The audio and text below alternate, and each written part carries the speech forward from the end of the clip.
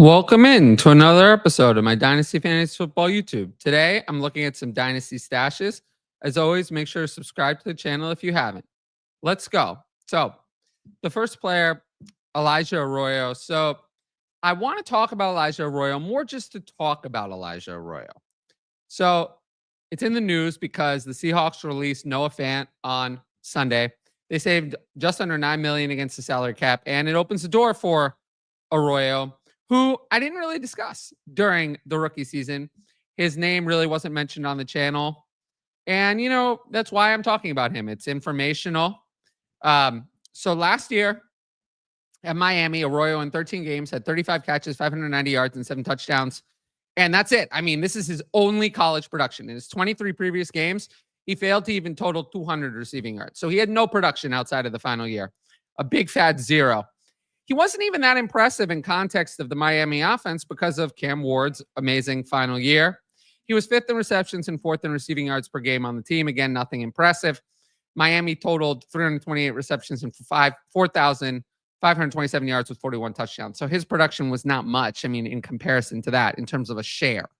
So he has not proven he can earn targets as anything at all. Now, why is Arroyo a dynasty stash? Opportunity, draft capital, athleticism. He has all of those things. He'll now compete with A.J. Barner for the starting tight end job. Barner's a fine player. He had 0 productive college seasons. Interestingly, he actually had more receptions and receiving yards in his rookie year than in any of his college seasons.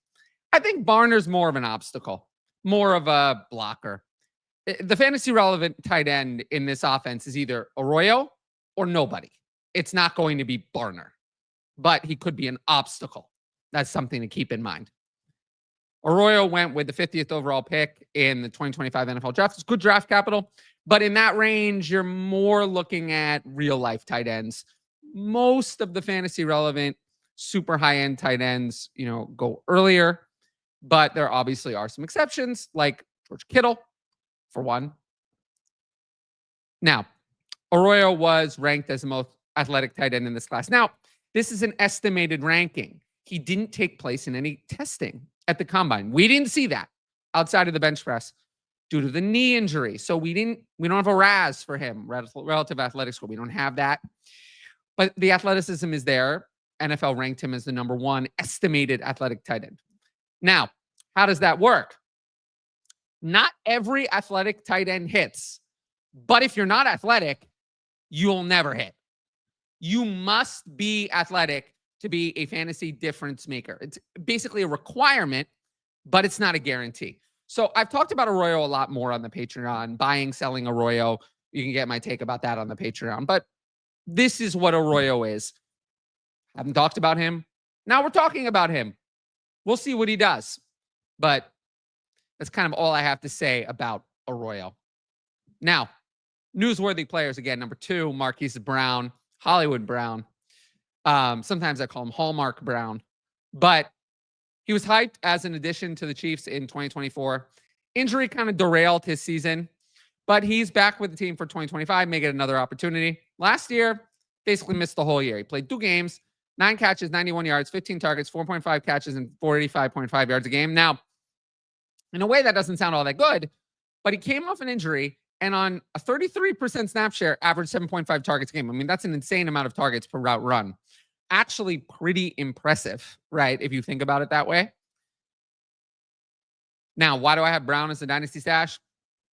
The Rashee Rice suspension is the big one. Rice is going to be suspended for about 4 to 5 games to open the 2025 season. 4 games is by far the most common number I've heard. I think 5 is the second most likely possibility, I guess. So those 2 going to be one of those numbers almost for sure. So they're going to be 4 or 5 games without Rashee Rice. And Brown signed a 1-year, $7 million contract worth up to $11 million to come back. But there was $6.5 million guaranteed. It was not backup money. You don't pay $6.5 million guaranteed for a wide receiver to be your wide receiver 4. This was a starter. He was supposed to be a starter.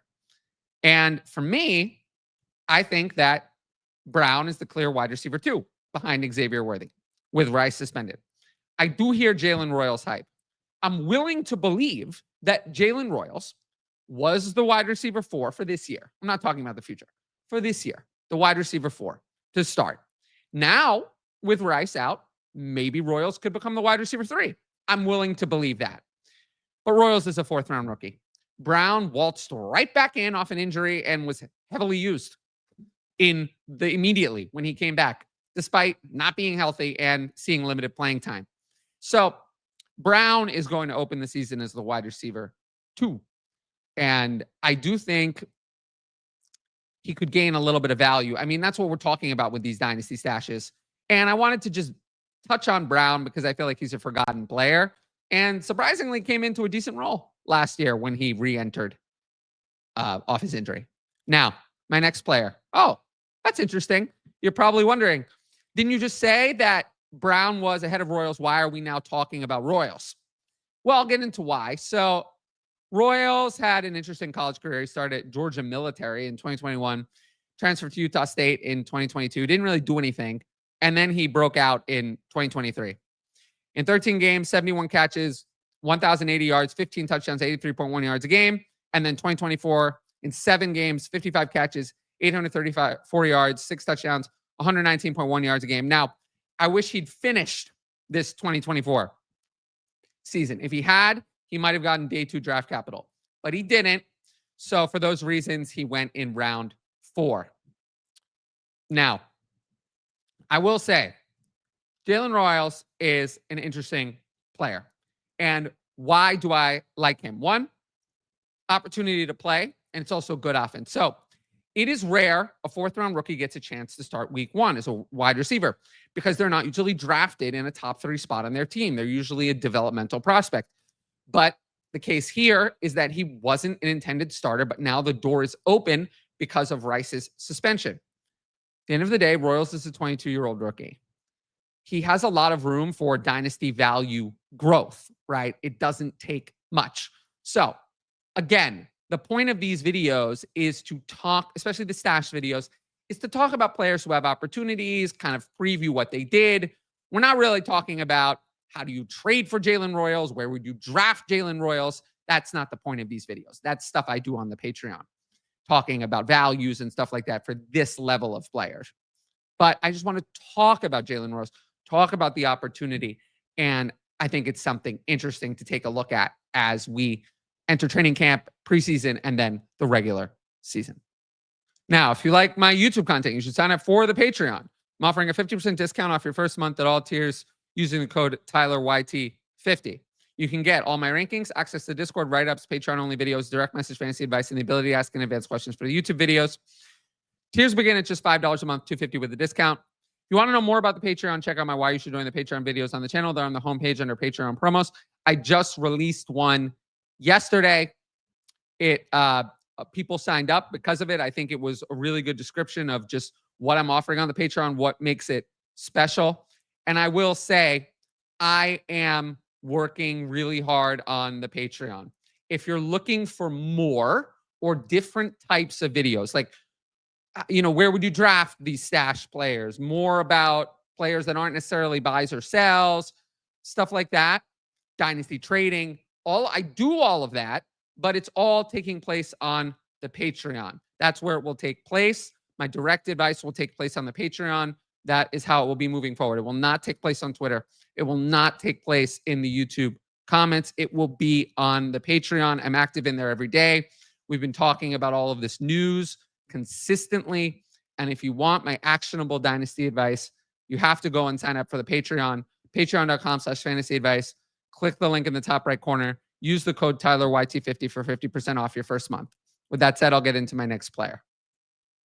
So my next stash is MarShawn Lloyd, who basically did nothing in 2024, but he was injured. And if I had to choose, I'd rather a player who was injured than one who was active and was just bad. So he played 1 game. He had 6 carries, 15 yards, 1 catch, 3 yards. So in week 2 against the Colts, he played just 10 snaps, but saw 7 touches. So the Packers did make an effort to get him involved. And I do think that's what they wanted to do last year. They wanted Jacobs to be their clear starter, but MarShawn Lloyd to mix in as a change of pace back and as a backup. Now, Lloyd had numerous injuries last year. So let's look at those. There was a hamstring injury in preseason. Then there was an ankle injury. Then the hamstring was aggravated. Then he had an appendectomy, which forced him to go on the NFI list. The appendectomy occurred right when he was about to return. Obviously, that's not something that's going to pop up in the future, right? So I think a lot of people are going to say, well, too many injuries. Well, he's injury prone. I don't think so. These are three separate issues, one of which was aggravated and one of which had nothing to do with playing football at all. So it's unfortunate, but I'm not going to say that MarShawn Lloyd is injury prone. He didn't have many injuries in college. There was a torn ACL early on, but got through the rest of his college career without incidents. He's just, not injury prone. I'm not going to say that because he had an appendectomy when he was about to return. I think if we don't have the appendectomy and he returns, maybe he does something the rest of the year, and we're talking about Lloyd much more positively. Now, clearly the Packers are relying on Lloyd. They didn't add anything. They didn't draft a running back. They didn't do anything. They brought back Emmanuel Wilson, who was fine, but they didn't add anyone significant. They didn't sign Nick Chubb or whatever, someone along those lines, a trustworthy veteran to back up Josh Jacobs. They didn't do that. So clearly they're looking at MarShawn Lloyd to try to be their RB2. Again, would I pay for him? No, but that's not the point of these videos. The point of these stash videos are to talk about players who could gain value in the near future, and Lloyd is definitely on that list. Now, the last player, Joe Milton. And again, in Dynasty Superflex leagues, these types of quarterbacks are players I'm often looking at. So Milton played one game last year, the most of the meaningless Patriots week 18. He looked pretty good doing so. 75.9% completion, 241 yards, touchdown, 8.3 yards per attempt. He was good in that game. It's a weird thing the Patriots did. They drafted Joe Milton, but then they signed Josh Dobbs this offseason. Clearly, Joe Milton didn't want to be a part of helping Drake May succeed for whatever reason. So they obviously got rid of Joe Milton. Now, why do I have Milton as a dynasty stash? College profile was strong, and now he's on the Cowboys, which is a good offense with opportunity. So he averaged 8.2 yards per attempt in his college career. That's solid. He had 2,813 passing yards, 20 touchdowns, and just 5 interceptions in his final year at Tennessee in 2023. He also added 7 rushing touchdowns. So he's huge, big arm, runs. Everything we want to see in a quarterback for fantasy. Now, he got buried in the loaded 2024 quarterback class. If Milton had been in this year's class, I think Milton would have gone earlier than the 6th round. I think he would have probably been a 4th round pick. So maybe even 3rd. So he might have gone earlier. We would have to see. But the Cowboys got him for nothing, essentially. A 5th for Milton and a 7th. Not a big deal. They gave up something to get him, but they didn't trade much for him. But they did trade for him. They went out of their way to acquire him. And it's a good situation. I mean, the Cowboys have no other backup quarterback behind Dak Prescott. Dak Prescott has been injured quite a few times. So it's possible that Joe Milton could get an opportunity to play. Now, the Cowboys have good receiving weapons, right? They have CeeDee Lamb. They have George Pickens. They have Jake Ferguson. That's pretty solid for NFL purposes. You have CeeDee Lamb. It's great. George Pickens is a solid wide receiver 2 for the NFL, and Jake Ferguson is an above average receiving tight end. They also have no running game. Their running backs are all terrible. So if Joe Milton went in, he might be fantasy viable, which means he would gain a lot of dynasty value, which is what we're looking for in these stashes. So for those reasons, that's why we're talking about Joe Milton now. He should probably be rostered on the back of pretty much every Dynasty Superflex roster. So a couple minor pieces of NFL news today before we get into Patreon questions. The first, Will Levis season-ending shoulder surgery. He's going to miss the entire season. Is it a coincidence that this surgery was delayed so he'd miss the whole season? Probably not. I don't think he really has any interest in backing up Cam Ward or helping or anything like that. So my guess is Will Levis is going to get his shoulder cleaned up. He wants to be traded. He'll probably be traded for the final year of his rookie deal in 2026. Go be a backup somewhere else. This is irrelevant for Will Levis. He has no dynasty value. But I do think the tight ends now need a backup quarterback. Could one of the Browns players become a tight end? Could they trade for someone else? Something to keep an eye on. But we don't really talk about what teams might do or too much on here. We talk about it more after it happens on the YouTube. So this is just something to mention. It happened today. It's not otherwise super exciting. Now, the second piece of news, Chris Godwin still rehabbing the dislocated ankle. And I've talked about Chris Godwin a lot. I'm not going to rehash his stats or anything as a part of this. But I will say, I can't imagine that when the Buccaneers re-signed him in March to a contract with 2 fully guaranteed years, that they expected he wouldn't be ready for training camp 4 months later. I suspected there was a setback with Godwin's dislocated ankle. I am nervous, really, really nervous, because Godwin's 29 and coming off a severe injury that he still doesn't seem ready to do training camp. I'm very nervous. I am out on Godwin entirely for Dynasty. No interest in acquiring him. I'll pass. I'll let him be someone else's problem. But we are now at, we're now at a point where I'm concerned. Now we're getting to training camp. He's still not ready. Now I'm concerned. If we hit, early mid-August and he's still not participating, then it becomes a 5-alarm fire. And then it's a major problem. Right now, it is a concern. So you have to watch Chris Godwin's health very closely, because older veterans coming off severe injuries, track record of those players is very, very bad. So we have to keep a close eye on this story. So we'll do some Patreon questions, then I'll wrap up the show. Again, I'm going to touch on these more quickly. On the Patreon, I go into more detailed answers. So patreon.com/fantasyadvice. Click on the link in the top right corner. Use the code TylerYT50 if you want more detailed responses. But for some previews, overall thoughts on the Jets running back room and potential 3-way committee, and how does Justin Fields affect them? So I see a lot of people citing Justin Fields as having a high check down rate. Sure, but he also has a very low overall throwing rate. So I don't care if his check down rate is higher.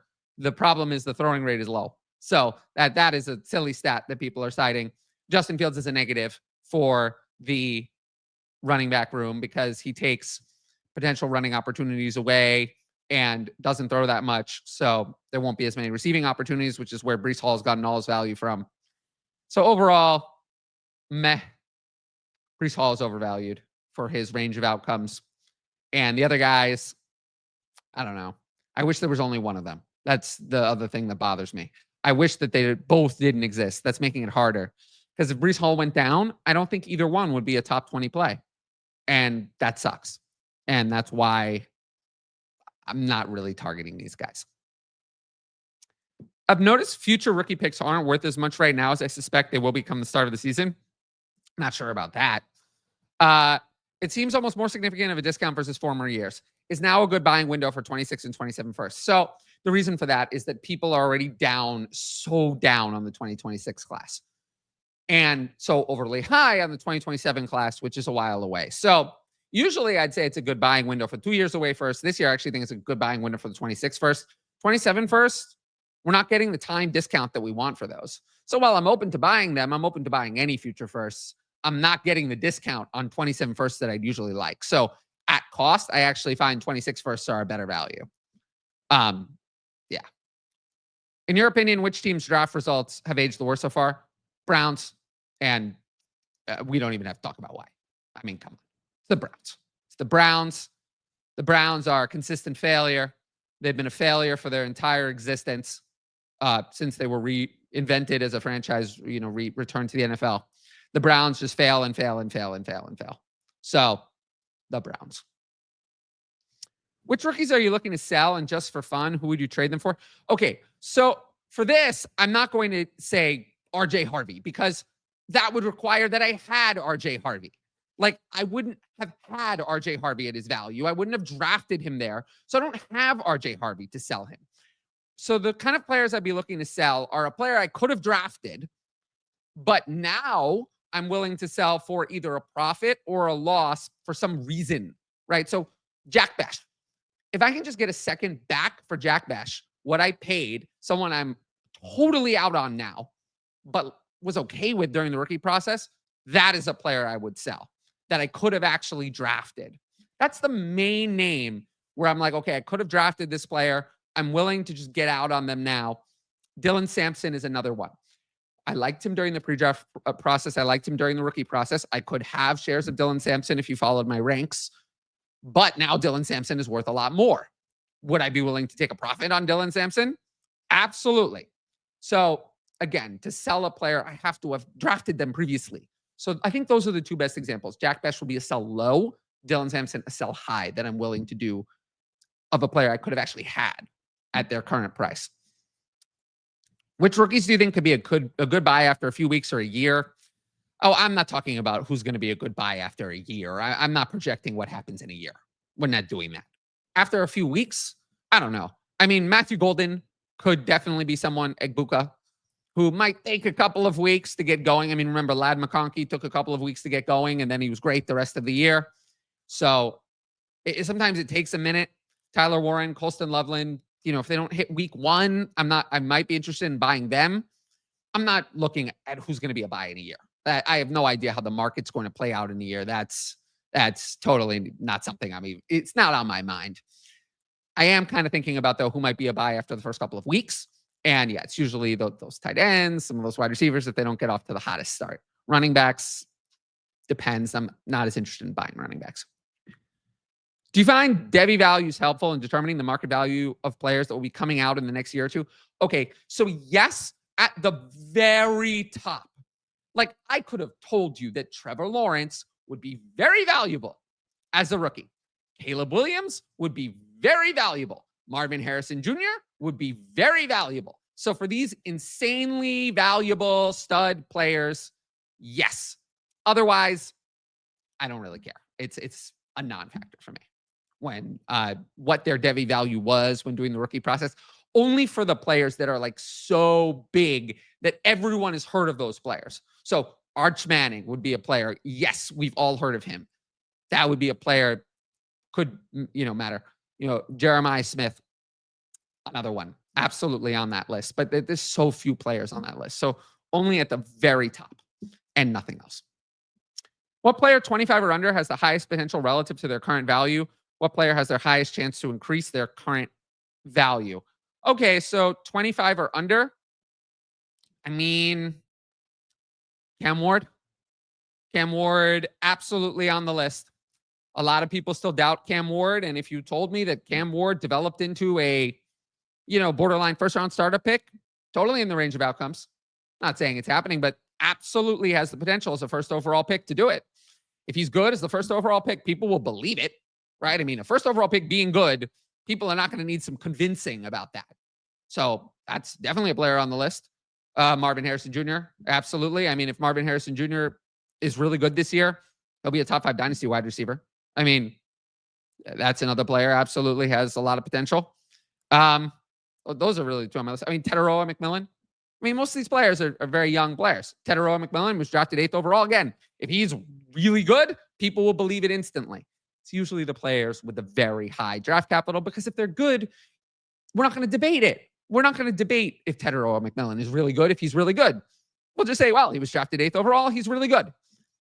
So typically it's going to be those players who aren't valued as studs yet, but who had super high draft capital, like the players I just listed. Now, if you liked the video, make sure to support the channel by subscribing. And don't forget to hit that notifications bell so you can be notified about all my exciting content as it drops. Of course, if you want my best fantasy football advice, it's available on the Patreon. Dynasty and other fantasy football content year-round. Redraft ranks I've got. Start sit I'm going to do every week. You can get a 50% discount at all tiers using code TylerYT50.